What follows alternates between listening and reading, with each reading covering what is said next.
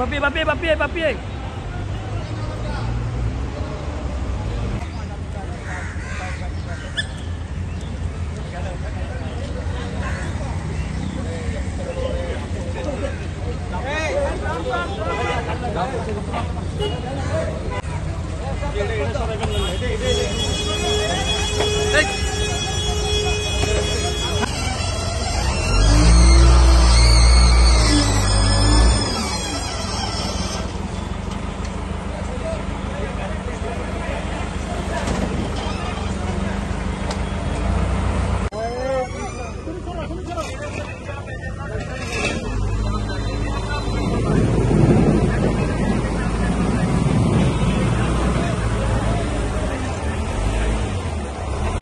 Tinam.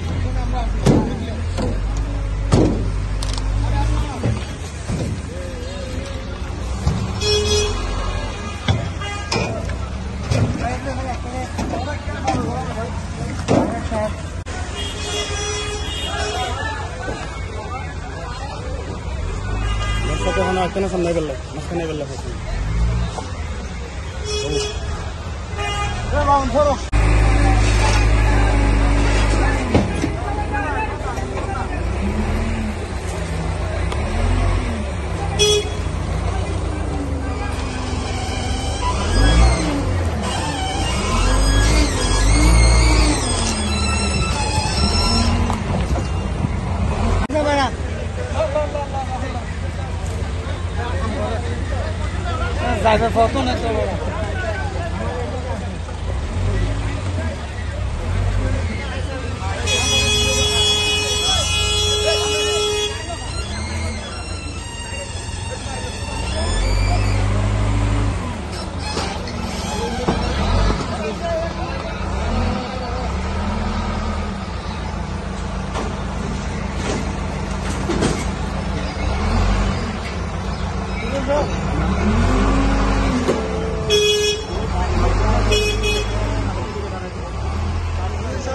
আমরা সকাল থেকেই এই মনিটরিং রুমে সকাল 8:30 থেকে এটা উদ্বোধন করার পর থেকে এখন অবধি আমরা এখানে আছি।